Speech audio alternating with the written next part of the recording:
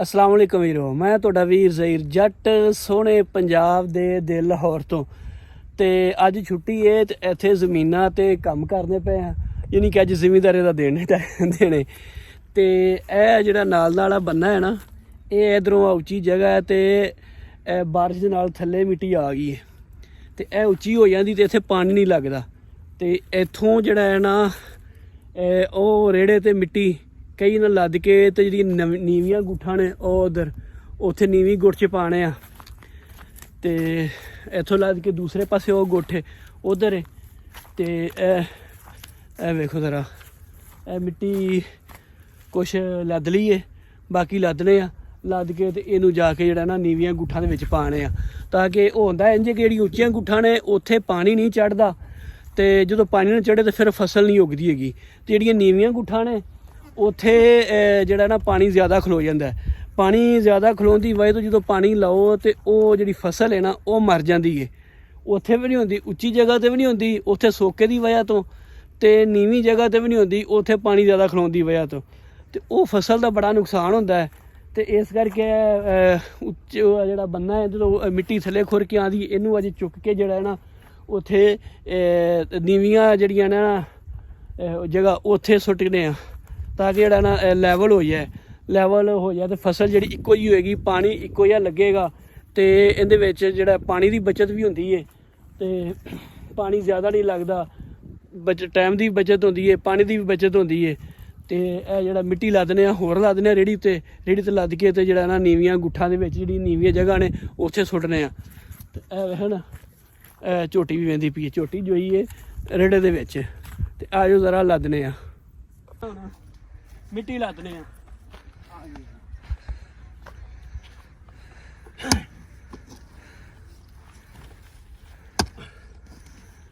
इस तरह कई चलाइए तो सारिया जिन्नियां वर्जिशां ने ना सारिया पिछा रह जांदियां ने, कोई एक्सरसाइज करने की लोड़ नहीं हैगी, हर शय दी एक्सरसाइज हो जाती है।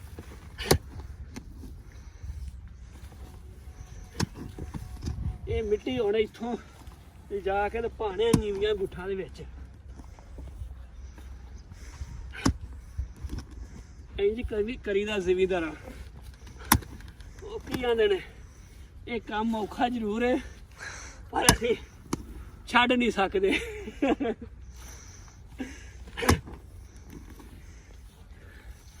इन्हूं रेड़े नूं भर के इस तरह छाकने बन्ने इत्थों उच्ची जगह तो जिहड़ा ना नीवी जगह जे मिट्टी जाके सुट्टदे ताकि पानी इक्को जिहा लगे ते पानी जाया ना होवे।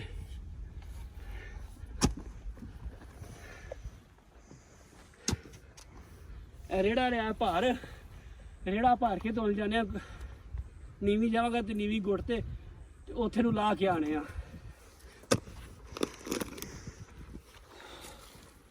चलो जी हुण रेड़ा जाने बन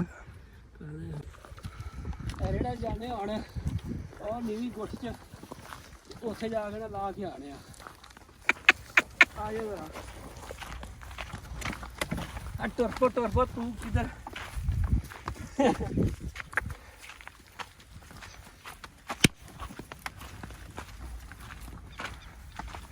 कोई भी जिमींदार है जिहड़ा जिमींदार है उहदा तुसीं ढिड कदी नहीं वधिया देखोगे, वो काम ही इन्ना करदा नूं कोई ना कोई एक्सरसाइज की लोड़ है।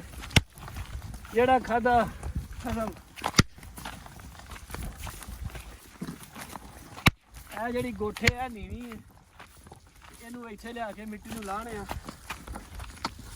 ਤੇ ਤਾਂ ਕਿ ਇੱਥੇ ਪਾਣੀ ਨਾ ਖਲੋਵੇ ਤੇ ਪਾਣੀ ਦੀ ਵੀ ਜਿਹੜੀ ਹੈ ਨਾ ਇਹ ਜਿਹੜੀ ਗੁੱਠ ਸੀ ਇਹ ਨੀਵੀਂ ਹੈ ਤੇ ਉਹ ਉੱਚੀ ਜਗ੍ਹਾ ਤੋਂ ਲਿਆ ਕੇ ਇਸ ਨੀਵੀਂ ਜਗ੍ਹਾ ਤੇ ਸੁੱਟ ਰਹੇ ਆ ਤਾਂ ਕਿ ਇੱਕੋ ਜਿਹੀ ਹੋ ਜਾਏ। ਇੱਥੇ ਖਲੋ ਜਾਂਦਾ ਸੀ ਪਾਣੀ।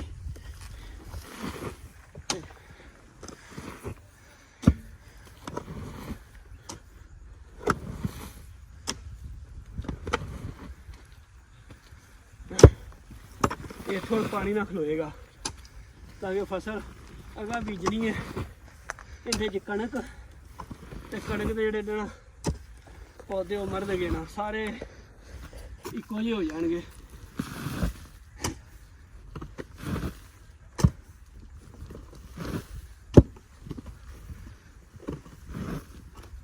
ਉੱਤੇ ਚੜ੍ਹ ਕੇ ਜਰਾ ਹੁਣ ਥੋੜੀ ਜਿਹੜੀ ਇਹਨੂੰ ਖਿਲਾਰ ਦੇ ਇੰਜ ਜਰਾ ਟੱਪਾ ਖਿਲਾਰੀਏ ਤੇ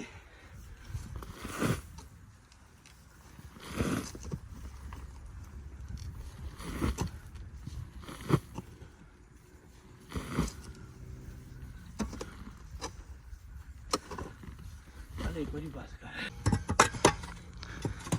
ਮਿੱਟੀ ਭਾਈ ਰੇੜੇ ਤੋਂ ਲਈਏ ਸਾਰੀ ਲਾ, ਇਹ ਗੁੱਠ ਹੋ ਗਈ ਏ ਬਰਾਬਰ।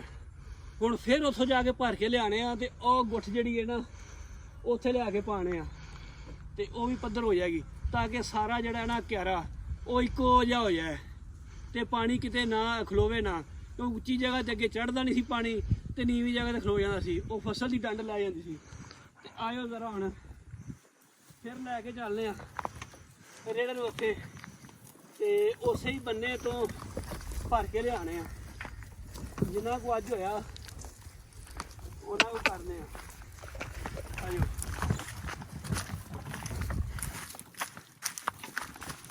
ਟਰਪੋ ਇਹਦਾ ਰੋਟੀ ਦਾ ਵੀ ਨਹੀਂ ਦਿਲ ਕਰਦਾ ਤੁਰਨ ਤੇ। ਉਹ ਆਂਦੀ ਵੀ ਤੁਸੀਂ ਤਾਂ ਥੱਕੇ ਨਾਲ ਮੈਨੂੰ ਵੀ ਥਕਾ ਦੇ ਪਏ।